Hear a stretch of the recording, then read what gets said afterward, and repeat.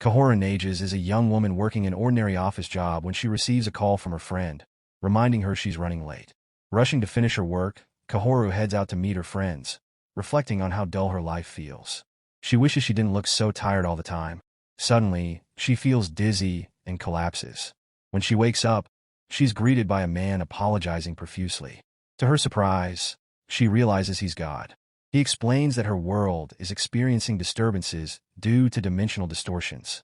While he was destroying one such distortion, it accidentally hit her.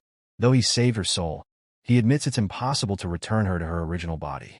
To make up for this, he offers to reincarnate her into another world. Before her reincarnation, Kahoru gets to say goodbye to her family and friends. To her surprise, they accept the situation calmly, reassuring her that she'll be fine wherever she goes.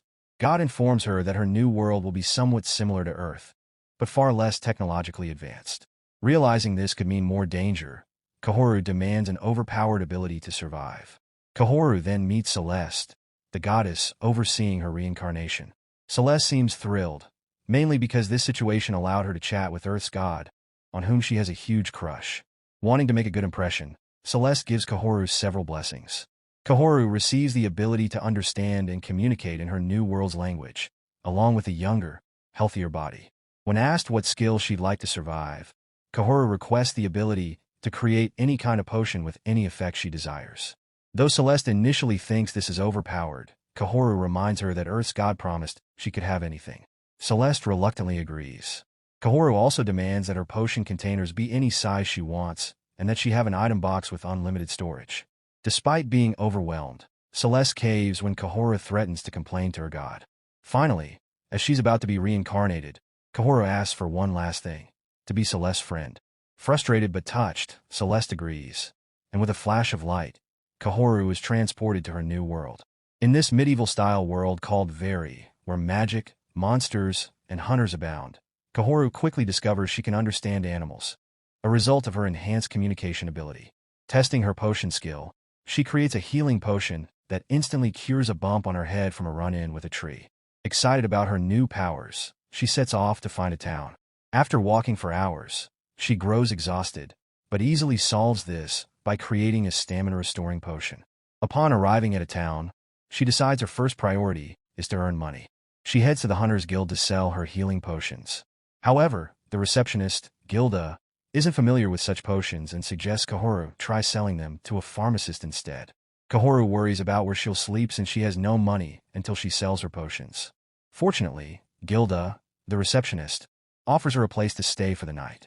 The next day, Kahoru tries to sell her potions, explaining that her blue potion heals external wounds and her yellow potion treats internal injuries. However, the adventurers are skeptical and refuse to buy them. Although her potions don't sell, some adventurers ask for her help with small tasks, like foot rubs and massages. Desperate to afford food, she agrees to their requests. Later, an injured man is carried into the guild in critical condition. Kahoru is shocked that no one is helping him, so she takes matters in her own hands.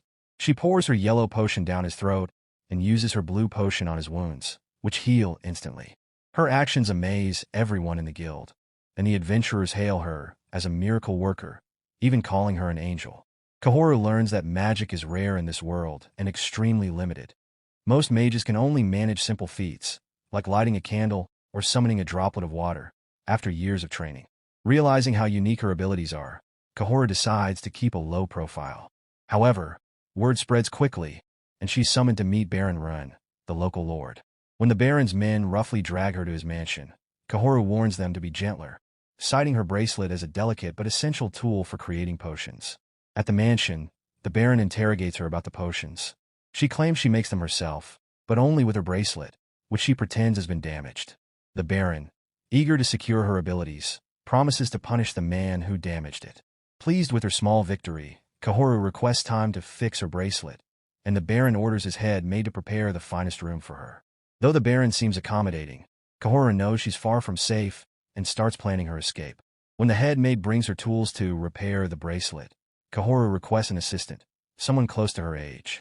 A group of young maids is brought before her, and she selects one named Hannah. Later, when they're alone, Kahoru knocks Hannah unconscious. She uses her item box to store the room's furnishings, food, and even Hannah's clothes. After cutting her hair and using a potion to disguise herself as Hannah, she sneaks out of the mansion unnoticed. The next day, the Baron is devastated to discover that Kahoru has escaped and taken almost everything in her room. Meanwhile, Kahoru alters her appearance again, changing her hair and eye color with another potion. She spots people searching for her in the distance and hides behind a tree to wait them out. While she snacks, she realizes the pursuers are hunters from the guild, who have no intention of capturing her. Grateful for her role in saving their comrade, they give up the search and return to the guild. Feeling relieved and free, Kahoru sets her sights on the royal capital, determined to make the most of her second chance at life. Kahoru spends the night in the forest, sleeping on a luxurious bed she took from the Baron's mansion. The next morning, 3 children stumble upon her. The youngest, a girl named Eunice, begins calling her a goddess. Amused, Kahoru plays along. Eunice assumes she's Celeste, but Kahoru clarifies that she's from another world, though Celeste is her friend.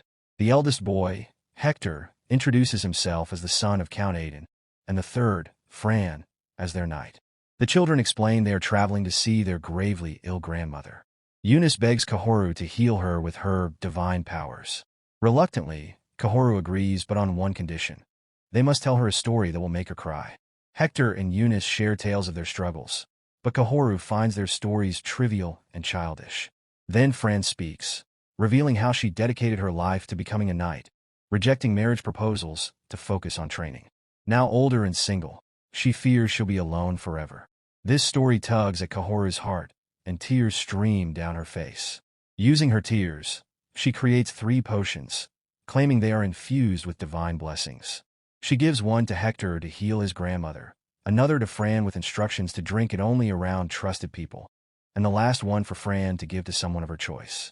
The children reveal they are from the western kingdom of Balmore, and a month later, their father, Count Aiden, shares the story of their encounter with the goddess with King Sergei. At court, Fran drinks her potion, and to everyone's astonishment, she appears visibly younger. This sparks belief in Kahoru's powers. Fran then presents the remaining potion to Roland, the king's aide and former crown prince. Roland had lost the use of his right arm in a fight, which led Sergei to ascend the throne. Though reluctant, Roland drinks the potion, and his arm is miraculously healed. Sergei suggests Roland reclaim the throne, but Roland dismisses the idea, preferring a quiet life. Meanwhile, Kahoru reaches Eris, the capital of the eastern kingdom of Brancott. She notices the people here worship Celeste. Determined not to repeat her earlier mistakes, she visits a pawn shop to sell items she had taken from the Baron's mansion. The shopkeeper suspects they're stolen, but Kahoru spins a tearful tale about inheriting them from her late mother, moving the man to tears. He buys them without hesitation. At Brancott Castle, we meet Prince Ferdinand, who complains about his workload. His friends Fabio and Alan suggest they take a break and get food in the city. They visit a restaurant where Kahoru is working as a maid. Ferdinand and Fabio are amazed by the food, claiming it surpasses the palace cuisine. Alan reveals that Kahoru introduced these dishes and insists there's more to her than her cooking. Curious, Ferdinand and Fabio eavesdrop as Kahoru gives customers thoughtful advice. When it's their turn, they ask how to manage their domains better. Kahoru suggests lowering taxes to attract more merchants and farmers, explaining how it could lead to greater prosperity. Though skeptical at first, the princes realize her advice makes sense. Ferdinand becomes intrigued by Kahoru and resolves to win her over. Kahoru enjoys a brief period of peace, using her potion-making skills to cook rather than heal. However, Ferdinand begins visiting the restaurant frequently, demanding she serve him personally and bombarding her with questions.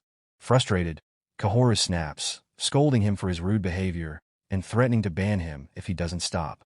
Furious, Ferdinand tries to force her to leave with him, but the waitresses and customers block his way, forcing him to relent. Outside, Ferdinand's friends advise him to stop harassing Kahoru and instead treat her with respect.